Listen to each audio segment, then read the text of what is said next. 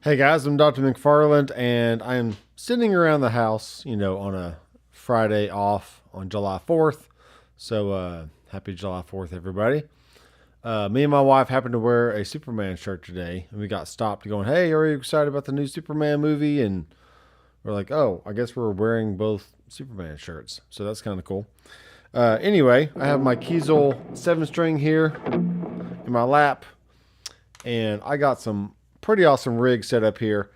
And I've really been diving in to the output level parameter that was just added in the new Headrush Firmware 4.1.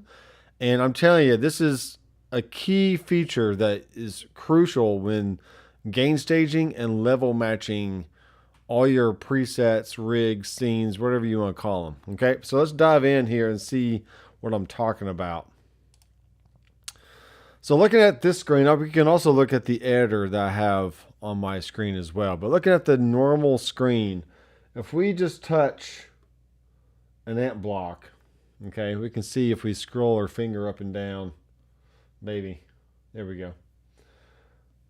On the very bottom, we have our output level.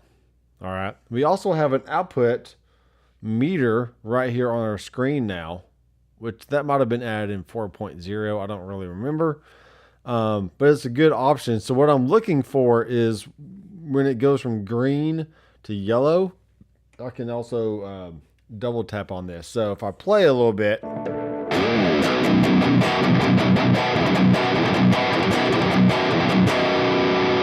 this Odano extended range amp is just so beefy. Anyway, regardless, you can see where the 0 mark is, and then right below that, it actually starts turning green to yellow. I think on the old units, it stayed green all the way up into that 0 point.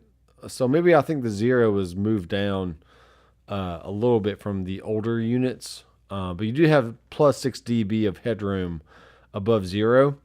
And I mean, technically you could just, slam the output if you wanted to, and then just turn down your master volume over on the unit itself. So that way, whether you're hitting the front end of your audio interface, the mic pre, or you're hitting a mixing board to front of house, or, you're trying to set levels on a FR speaker, just all the different things. It's good to have just a good general range of what your output looks like is, your output level.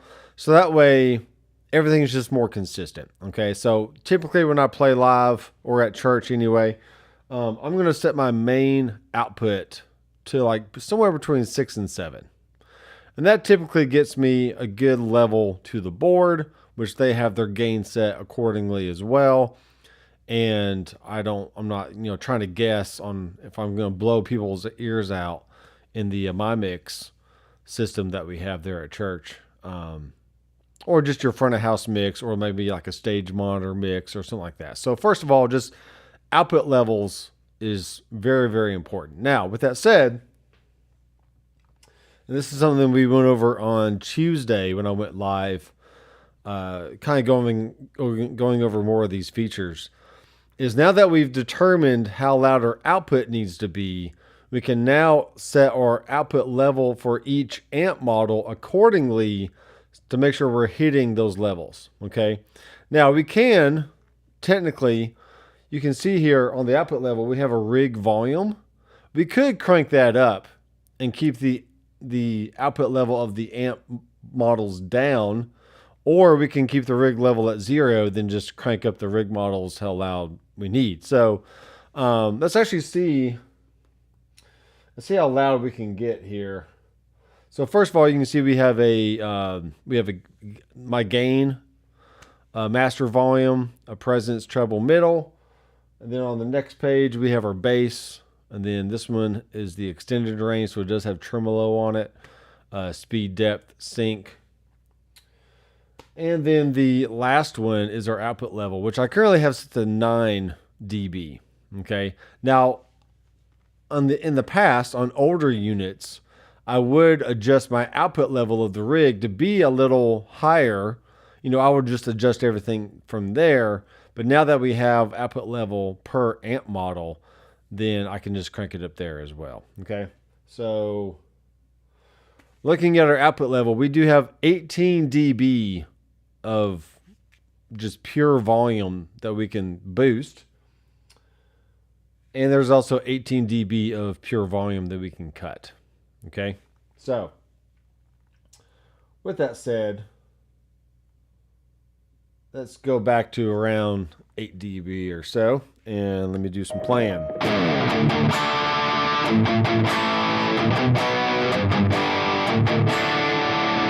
Okay, we do have there is an output level here you can see on the screen, as well as the output level on the bottom corner.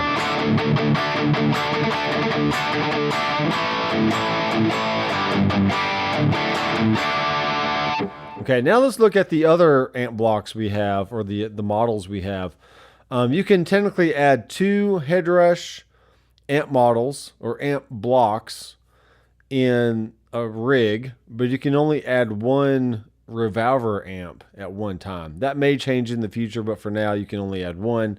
You can also add a few super clone blocks, as well as a few other things. So you can actually fit a lot of different amps in one rig if you just want to go crazy. You don't have to. But there was another addition here. So if we hit if I hit this amp block and then hit ×2, okay, this also gives you some stereo doubling options and also a switch doubling. Okay, so now per amp block, you can have 2 different amps in there that you can actually switch between, which is really cool. So you can either make it stereo, which is more of like the old way of doing things, like on the older units.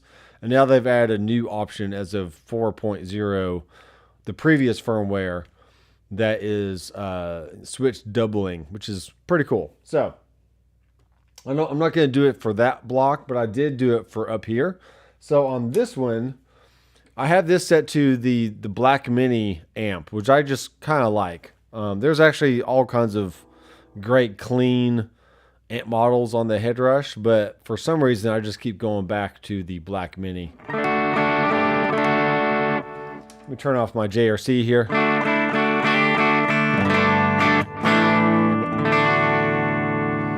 I'm trying to treat this as a pre-recorded video, but I'll go ahead and look at the comments here. Jake Lee is in the house. What's up, Doc? What's up, Doc? Digital Guitars, what's up? How's it going?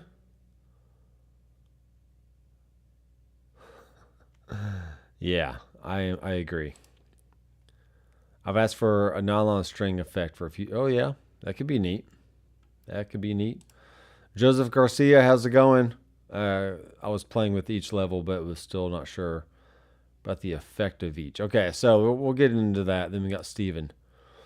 Okay, now what's very important is the louder you turn up a physical amplifier, especially if it has a power or any kind of tubes in it. A typical tube amp is going to have a preamp tube, either 1 or 2 or 3, depending on how big it is. And typically those are 12AX7s. I haven't bought a tube in I haven't owned a tube amp in years, nor have I really bought a new tube in probably a decade.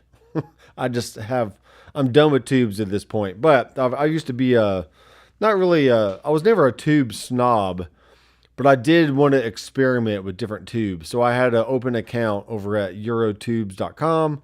I think they're somewhere over in like Seattle, Oregon kind of area, wherever. And I think they're Oregon actually.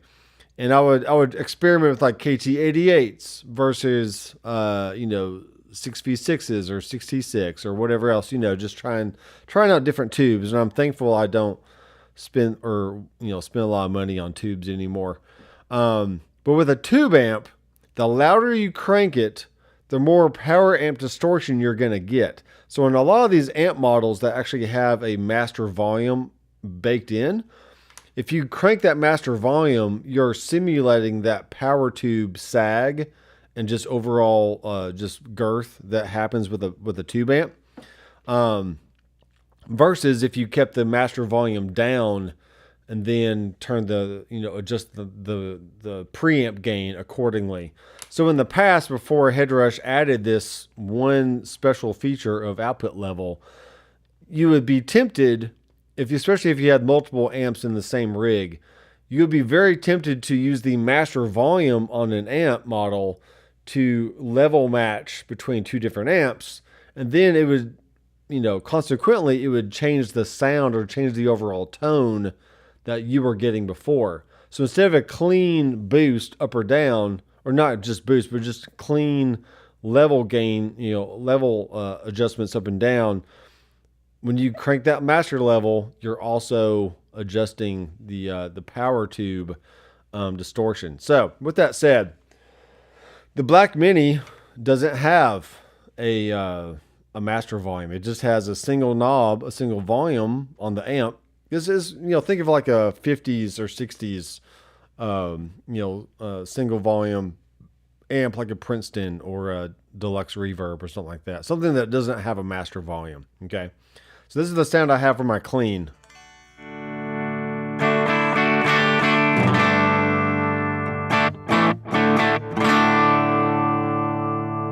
Let me go turn off my delay.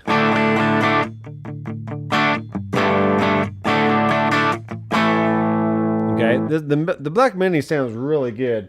You can crank it all the way up. Get that really explosive, like the amp is going to blow up kind of sound. But if I wanted to maybe lower the volume to like 50, I am on a bridge pickup right now, but if I brought it to my neck,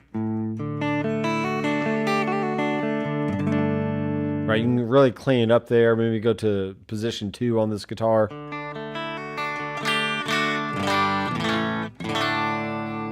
The middle. Then 4th position. Right, so there's different levels of clean to dark depending on which pickup you use, which is another element within a guitar rig that can be important when you're gain staging your sound. So with all that said, now that I've found the tone of that amp that I like, I can now go to my output level here. Okay, see how the output level is at negative 8.5? Let me just bring that up a little bit, and then look at my output level. All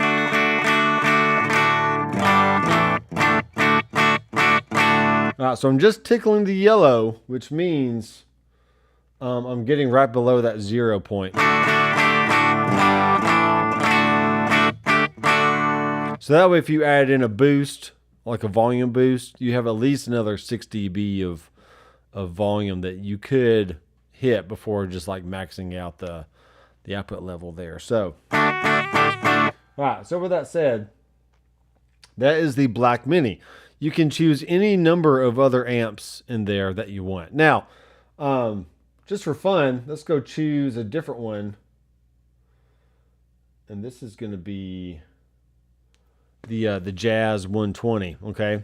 My friend Alexandro, however you say his name, he knows who he is.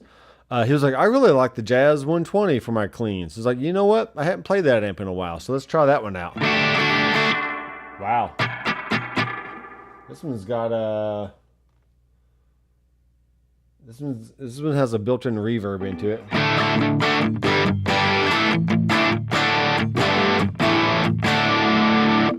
Also has a chorus effect on there. Yeah, something's going on with it. The distortion's all the way down, so.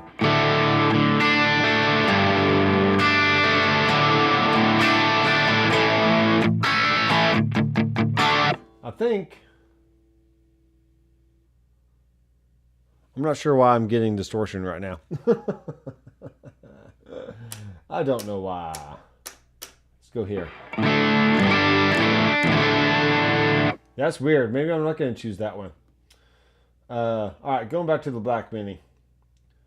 I'll try that one out later. So,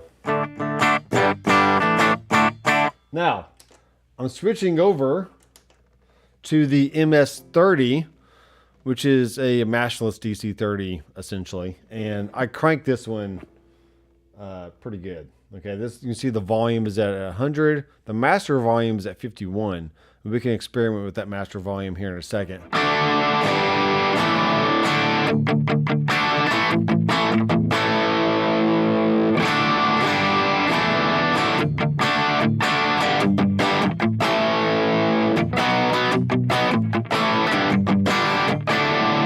Now, if you want to blow up the amp even more, just crank that master volume all the way up.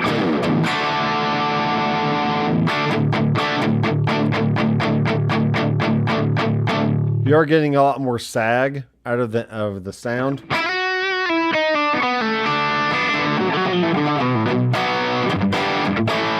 Which I don't prefer. So I'm going to bring the master back down here to about 50.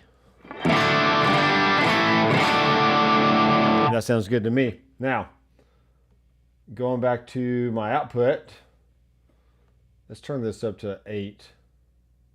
Then we'll look at the output level down on the bottom to see if we're tickling the yellow at all.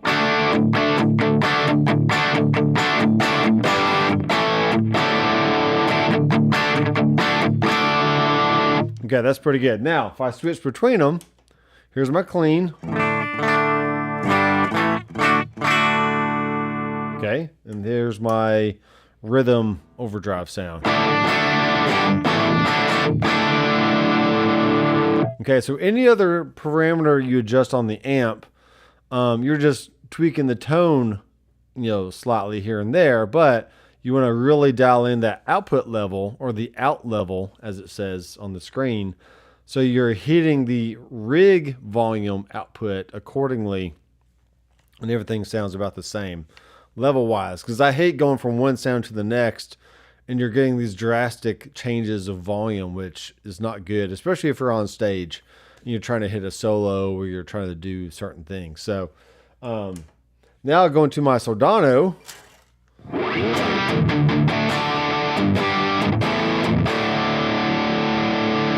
Okay, going back to here, clean.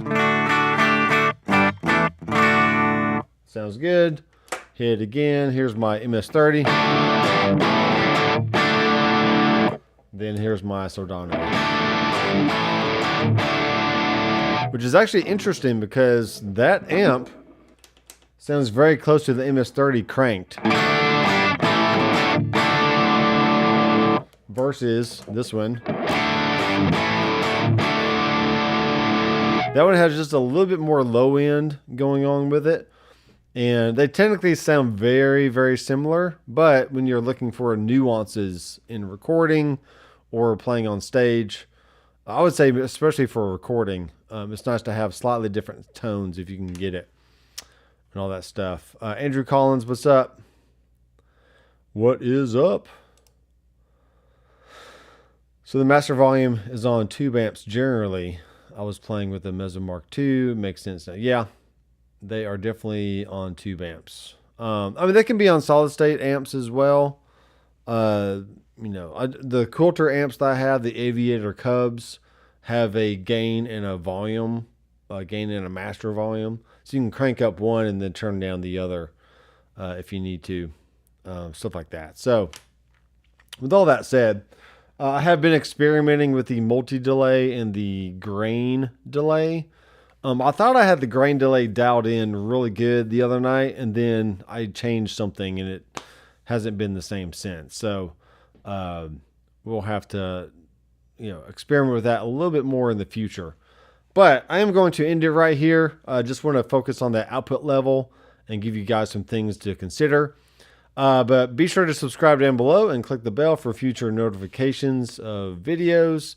And I will have affiliate links down below as well. So if you have not purchased a Headrush yet, but you're interested, let me tell you, for the price, they're really, really good. And you can get some great sounds out of it. And, you can do gigs and record and do everything you really need. So helps to be sure to support the channel that way. If you're going to buy something online, just go ahead and click on my link, and then I get a small kickback from that. So regardless, Headrush, doing well, man. 4.1 update, and I'm pretty impressed so far. The only thing I really need at this point, I would love to see auto wall or auto engage on the wall and whammy effects. So that way I don't have to click my toe every time I want to turn on a wall or a whammy. If they can just add that, or like an auto off option, whether it's on the heel or the toe, I would die a happy man. So, all right, guys, thanks for watching. I am Dr. McFarland. I will see you in the next video. Keep rocking.